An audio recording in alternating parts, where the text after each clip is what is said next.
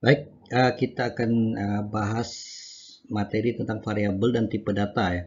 Uh, Tipe data diam algoritma itu ada beberapa macam lagi. Khusus kesempatan pada hari ini kita akan bahas tentang tipe data sederhana. Nah, mudah-mudahan masih ingat tentang apa itu variabel. Variabel itu ya kalau dilihat definisinya ya, itu sama dengan sebenarnya adalah sebuah simbol ya. Nah, simbol ini bukan berupa gambar ataupun simbol-simbol yang lain, tapi lambang simbol untuk variabel ini itu uh, merupakan kombinasi huruf dan angka ya. Contohnya misalnya X, lebar, nama, S7, H2O, TGL lahir. Ini adalah nama-nama variabel. Jadi variabel yang disimbolkan dengan nama-nama yang merupakan kombinasi huruf dan angka. Nah, kemudian variabel itu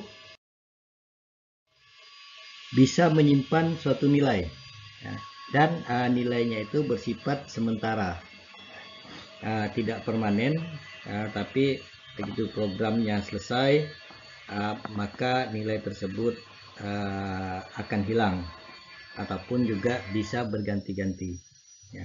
Contoh misalnya ini ada dua variabel.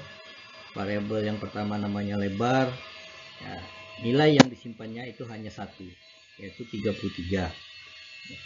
Kemudian ada lagi variabel yang nama variabelnya itu nama, kemudian isinya misalnya 4 karakter A besar, J, U, dan S.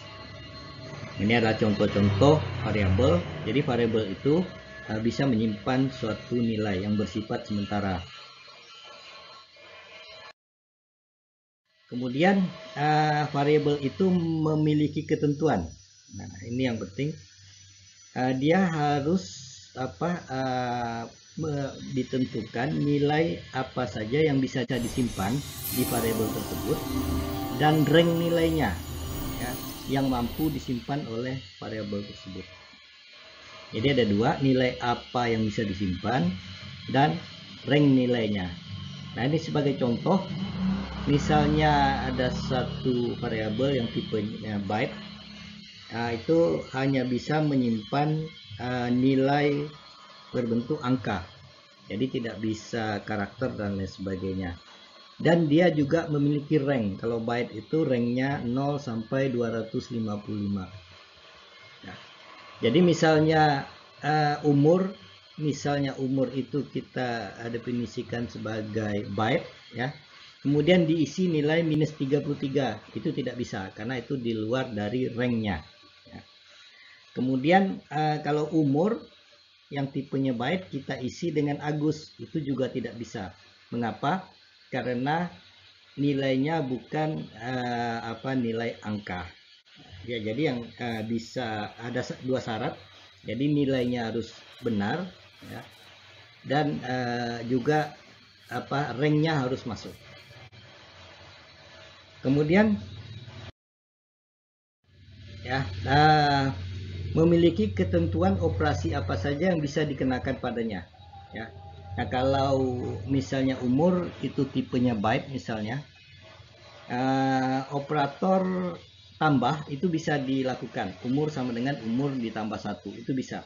Tapi kalau operator logika kita gunakan pada variabel integer termasuk yang byte, itu dia akan error. Jadi operator itu tergantung dari tipe datanya.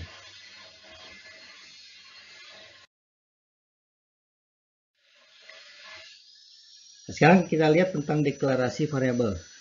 Dalam beberapa bahasa program itu semua variabel yang akan digunakan itu harus ditentukan dulu atau biasa disebut dengan istilah dideklarasikan.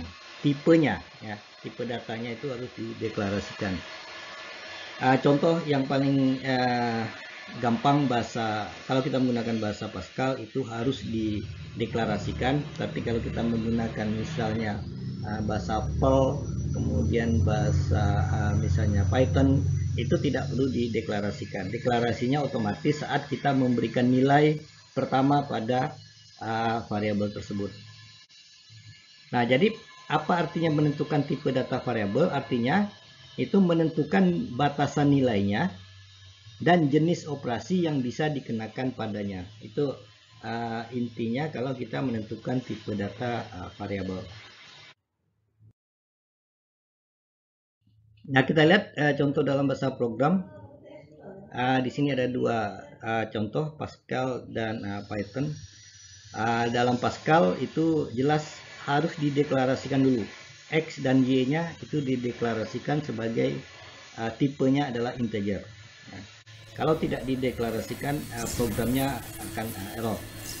Tapi di dalam Python ya, itu tidak perlu dideklarasikan, langsung saja X sama dengan 1 ya. Jadi untuk deklarasi program ini itu tergantung dari masing-masing bahasa program.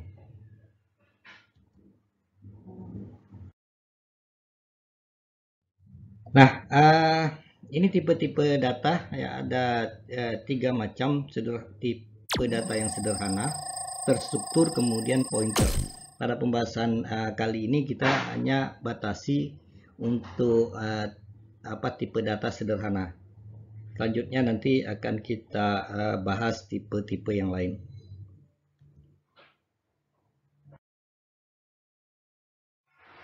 Nah, tipe data sederhana ini maksudnya apa? Ya, itu artinya dalam sebuah variabel itu hanya menyimpan sebuah nilai data saja. Seperti yang biasa, ada namanya, ada nilainya ya.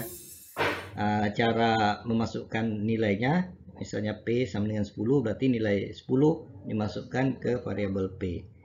Kemudian Y ya, berupa karakter atau string dimasukkan ke kata. Kemudian misalnya 3,14 masukkan ke Y. Nah, ini adalah contoh-contoh tipe data yang sederhana.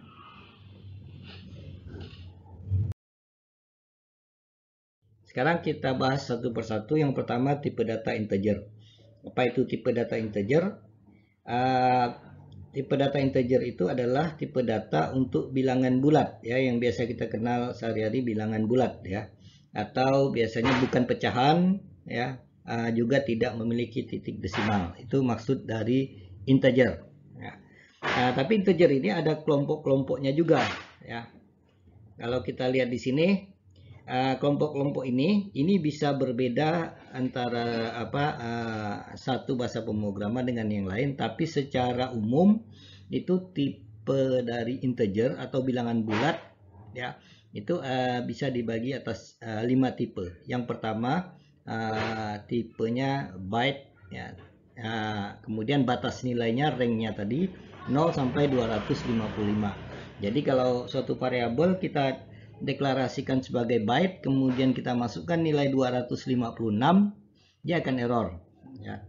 Kemudian tipe sort int, ini totalnya juga 256 seperti byte. Byte itu jumlahnya 256 dari 0 sampai 255. Kalau sort int itu juga 256 tapi digeser, mulainya itu minus 128 sampai 127. Ya, mengapa jadi seperti ini 255 kemudian 127, mengapa tidak 300 gitu? Itu hubungannya adalah dengan penyimpanan datanya. Penyimpanan data 256 itu bisa disimpan dalam 8 bit ya, 8 bit data atau 1 byte. 1 byte itu bisa menyimpan 256 konfigurasi. Jadi kalau secara biner itu mulai dari 00000000 sebanyak 8 kali sampai 11111111 itu desimalnya 255. Nah, itu mengapa nilainya 255. Nah, kemudian tipe ketiga word ya, dari 0 sampai 65.000 sekian. Nah, kemudian ya ini yang paling sering digunakan ya, tipe integernya sendiri atau ulangan bulat itu ada tipe integernya itu dari minus 32.000 sekian sampai 32.000 sekian. Nah, kalau kita ingin menggunakan data yang kira-kira angkanya lebih dari itu, biasanya untuk misalnya keperluan program keuangan dan lain sebagainya, angkanya biasanya besar-besar, kita bisa menggunakan long integer, long int ya. Nah, jadi kita harus bisa memilih dan memilah mana tipe data yang cocok untuk variabel yang kita gunakan. Nah, kemudian operatornya tadi yang bisa digunakan untuk tipe integer itu adalah penjumlahan, pengurangan, perkalian, pembagian, dan sisa bagi. Tapi pembagian dan sisa bagi, sisa pembagian khusus untuk integer ini tidak seperti pembagian biasa. Misalnya ada dua angka integer, 2 dan 3. Ya. 2 dan 3 itu ya, kalau dibagi ada secara matematis kan 2 dibagi 3 itu berarti berapa? 2 atau 3 bagi 2. 3 bagi 2 berarti 1,5 ya, 3/2 ya, 1,5. Nah, kalau untuk integer ini operatornya itu bukan pembagian seperti itu, tapi div itu mengambil nilai integernya. Jadi 3/2 itu 1,5, berarti satunya saja yang diambil. Jadi kalau 3 div 2 itu sama dengan 1 ya.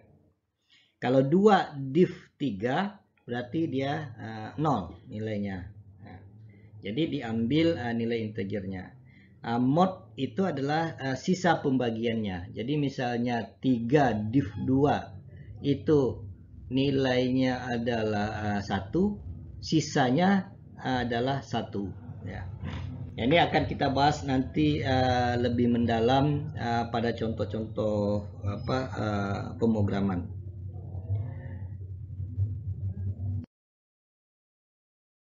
Nah, cara pemberian nilainya kita lihat di sini ya, contoh untuk bilangan bulat ini. Yang pertama misalnya untuk tipe integer.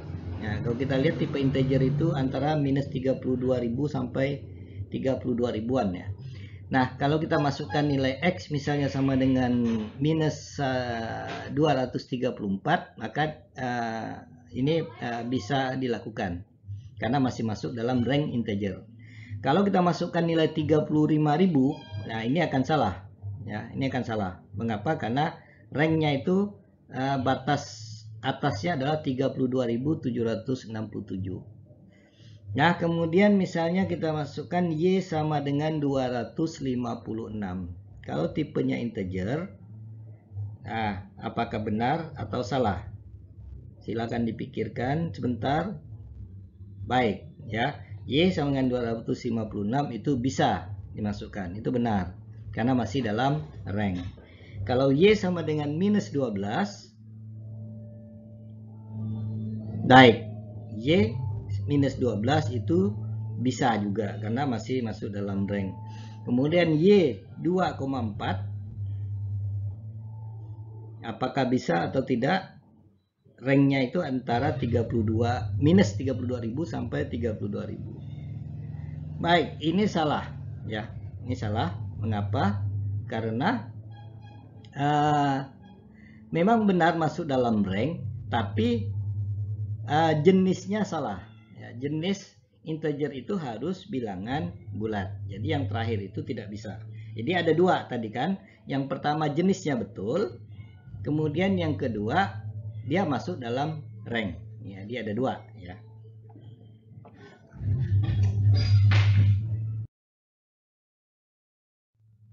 Kemudian kita lanjutkan tipe data boolean. Ya, boolean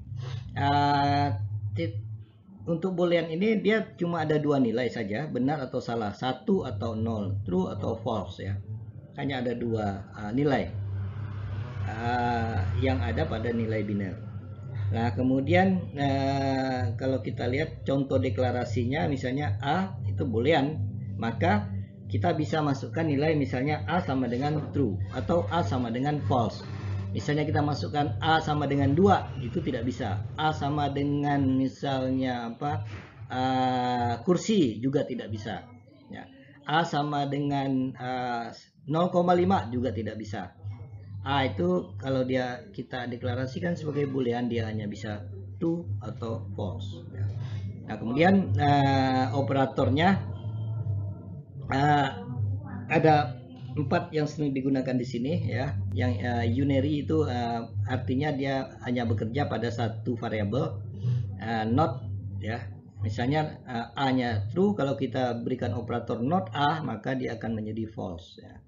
Kalau untuk n itu bekerja pada 2 ya, binary untuk 2 tipe data boolean ya. Kita sudah tahu kalau untuk n itu dia hanya akan false ya.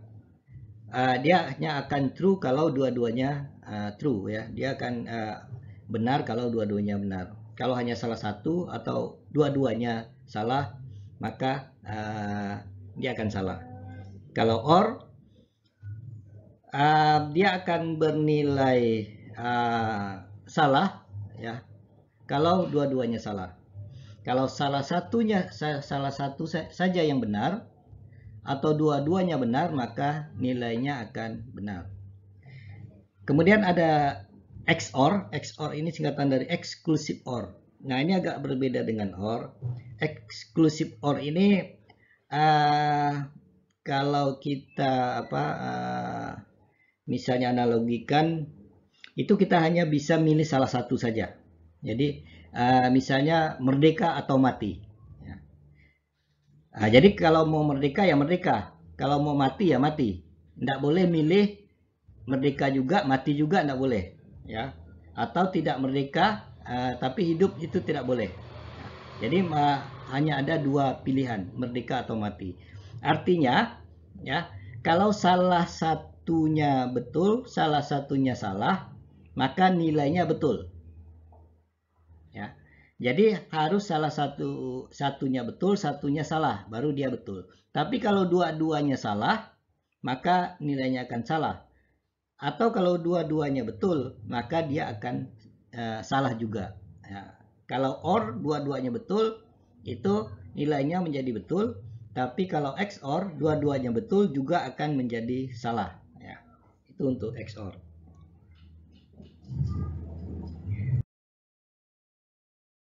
Nah, kita lanjutkan tipe data yang lain, tipe data char atau karakter ya. Ini digunakan untuk mendefinisikan tipe data yang nilainya itu merupakan himpunan karakter yang dikenal oleh komputer. Jadi tidak sembarang karakter yang bisa. Nah, itu sudah menjadi kesepakatan internasional. Karakter yang dikenal oleh komputer itu ada sebanyak 256 karakter yang terhimpun dalam kode ASCII ya. Nah, misalnya di sini dalam bahasa Pascal ini contohnya saja, dideklarasikan X sebagai char, tipe char, maka kemudian X sama dengan A, ini boleh. Tapi kalau X sama dengan misalnya Agus, tidak boleh, karena tipe char hanya bisa menampung satu karakter ya. Jadi kalau A, B, C, A besar, B kecil, tanda seru, apapun yang dimasukkan ke dalam tipe data ini, itu hanya harus ada satu dan dibatasi dalam kode ASCII.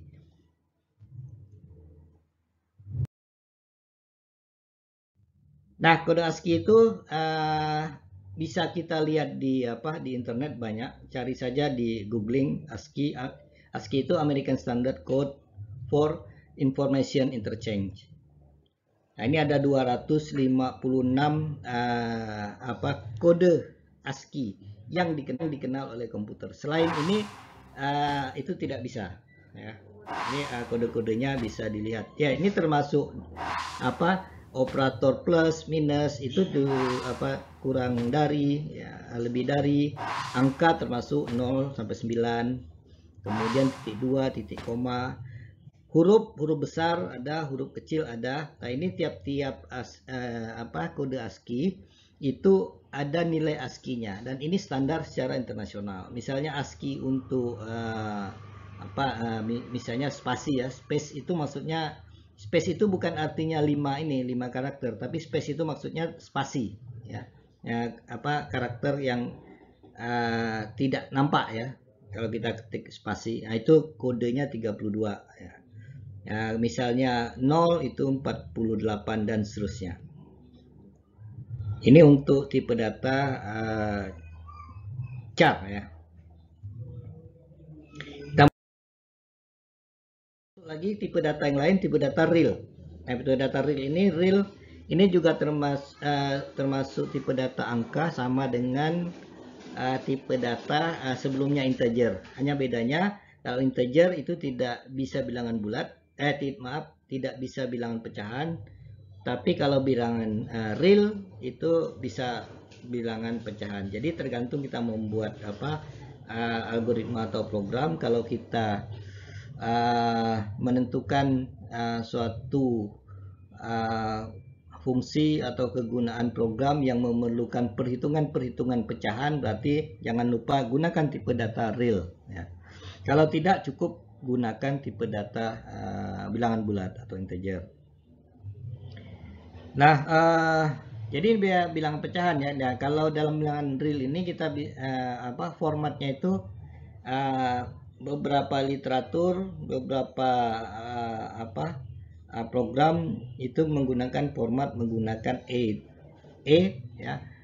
Kemudian plus berapa gitu, atau bisa langsung dituliskan E berapa. Itu maksudnya adalah dikali 10 pangkat berapa ya. Per itu maksudnya adalah simbol perpangkatan 10. Nah, contohnya di sini 452,13 ya.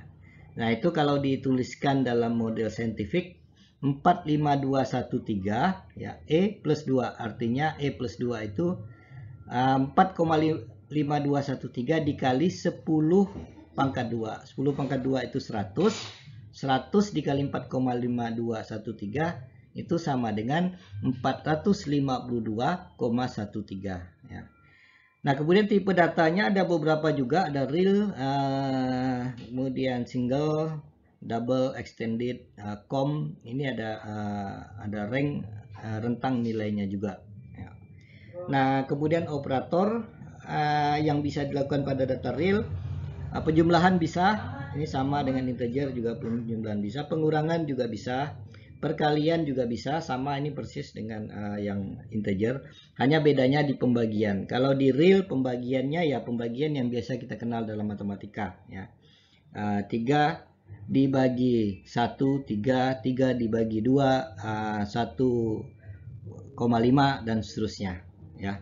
Nah, ini agak berbeda kalau tadi menggunakan div operatornya. Nah, tapi kalau real itu pembagian seperti biasa di matematika, karena hasilnya baik itu hasilnya merupakan bilangan pecahan atau tidak, itu bisa ditampung dalam tipe data real.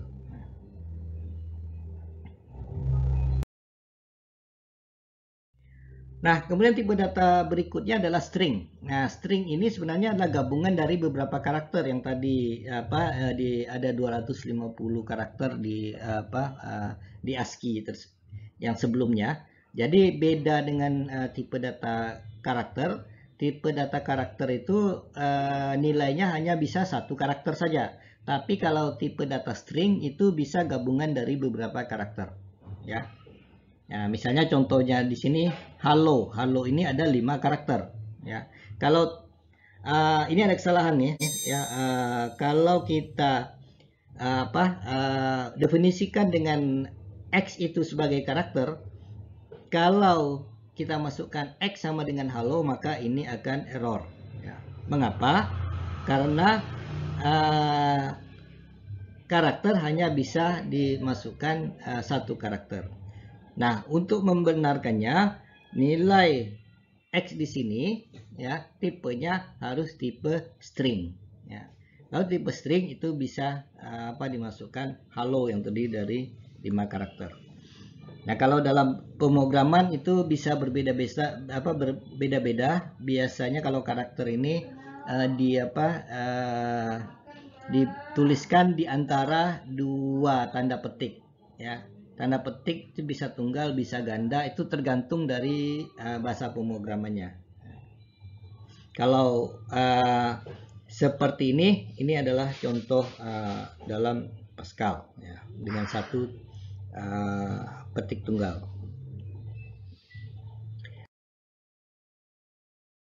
Baik, itu hasil pembahasan kita pada hari ini.